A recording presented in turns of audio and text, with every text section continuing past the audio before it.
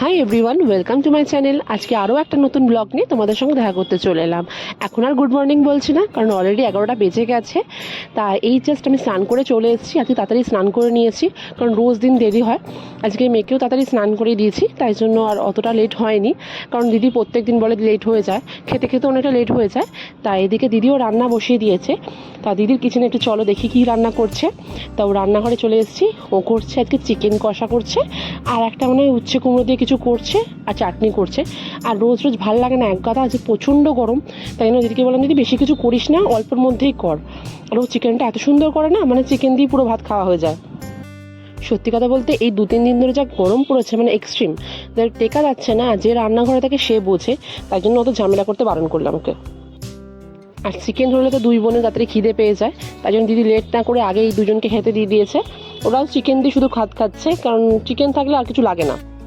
আমার মেয়ে তো চিকেন আর ডিম হচ্ছে খুব ফেভারিট, মানে চিকেন আর ডিম হলে ওর তাড়াতাড়ি খিদেও পেয়ে যায়, আর খাওয়া তাড়াতাড়ি কমপ্লিটও হয়ে যায়। তো এদিকে ওরা খাচ্ছে, আর এদিকে দিদি আর মলাদা খেতে বসে গেছে ডাইনিং টেবিলে। আর আমার এতটাই গরম লাগছে, আর না দিদি আমাকে ঘরে দে, ওরা যেহেতু এসি চালিয়েছে, আমি আর মা ঘরে বসে বসে খাবো, তাই বললাম।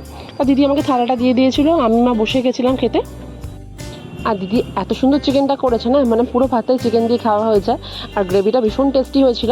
তা আমি বললাম চিকেন দিয়ে পুরো ভাতটা খাবো। তা আমি ওইদিকে খেতে বসে গেছিলাম, আর মা ওইদিকে খাচ্ছে, দুজনে পাশাপাশি বসে খাচ্ছিলাম। তা খাওয়া দাওয়া পুরো কমপ্লিট হয়ে গেছে। এবার খাওয়া দাওয়া করার পরে দেখলাম মোলাদা লিচু নিয়ে এসেছিলো। তা মা পুরো লিচুটা নিয়ে চলে এসছে, খাটের মধ্যে বসে বসে ছাড়ি ছাড়ি খাওয়া হচ্ছে। এদিকে দিদি ছাড়াচ্ছে, আর আমি তো বসে বসে খাচ্ছিলাম।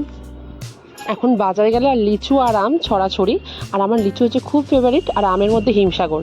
তা দিদি জিজ্ঞেস করছে লিচুগুলো খুব মিষ্টি না? না হ্যাঁ, প্রচণ্ড মিষ্টি লিচুগুলো।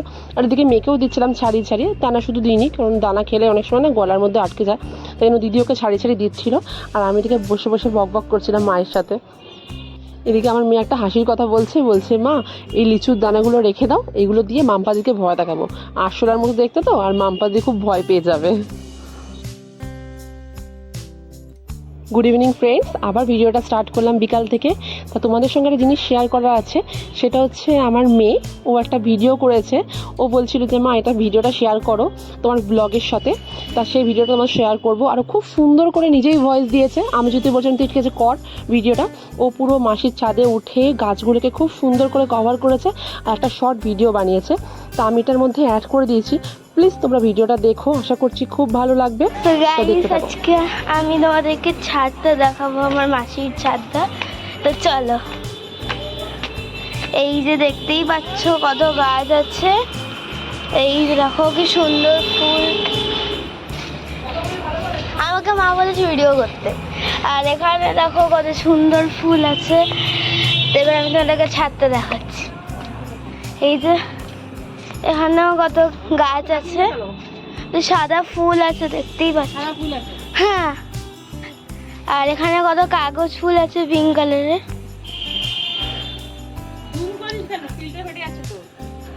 না, মা নিচে আছে। আর এখানে দেখো পার্পল কালারের কাগজ ফুল আছে, সাদা আছে, লাল নেই। এই যে এই দেখো ফুল। তো তারপর দেখাচ্ছি, এই যে লাল এখন বেশি নেই, অল্প অল্প আছে। তারপর এটা হচ্ছে অরেঞ্জ, তারপর আছে হচ্ছে এটা পার্পল কালারের, এটা একটু রেড রেড আছে। এটা হচ্ছে সাদা কালারের কাগজ ফুল। আর এইটা হচ্ছে রেড কালারের কি একটা ফুল। এটা কি ফুল গো? এটা মাসি, এটা কি ফুল? ফুলটা খুব সুন্দর দেখতে। এই যে কোনটা? এই যে এইটা, এটা পুরুষ ফুল। পুরুষ ফুল। হ্যাঁ, তো এইটা কি? কোনটা? এটা পাউডার পাপ। পাউডার পাপ। তুই জানি না? আরে তুমি আমাকে বলেছিলে। এই যে হ্যাঁ, এই যে এটা হচ্ছে পাউডার পাপ। তুই আবার ভিডিও করছিস? হ্যাঁ। ওরে বাবা। তারপর এইটা হচ্ছে পমিগ্রেনেট। পমিগ্রেনেট। পমিগ্রেনেট, এটা এখানে একটা পমিগ্রেনেট হয়েছে। তারপর হচ্ছে এই দেখতেই পাচ্ছ ওখানে কতগুলো ফুল আছে। তো তারপর আমি দেখাচ্ছি, এটাও একটা ফুল। এটা কি গোলাপ ফুল মনে হয়। তারপর এটা হচ্ছে একটা ইয়েলো কালারের ফুল, ছোট্ট একটা ফুল। তারপর হচ্ছে একটা জিনিস দেখাচ্ছি, এই বড় জিনিসটা, এত বড় জিনিসটা আমি কখনো দেখিনি। এটা জানি না এটা কি। বাতাবি লেবু, হ্যাঁ এটা বাতাবি লেবু, ঠিক আছে।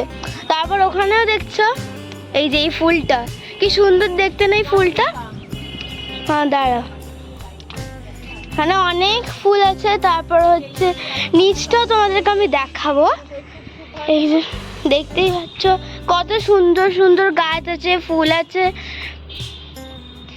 তারপর হচ্ছে এই দেখো ছোট্ট একটা ইয়েলো কালার আরেকটা ফুল।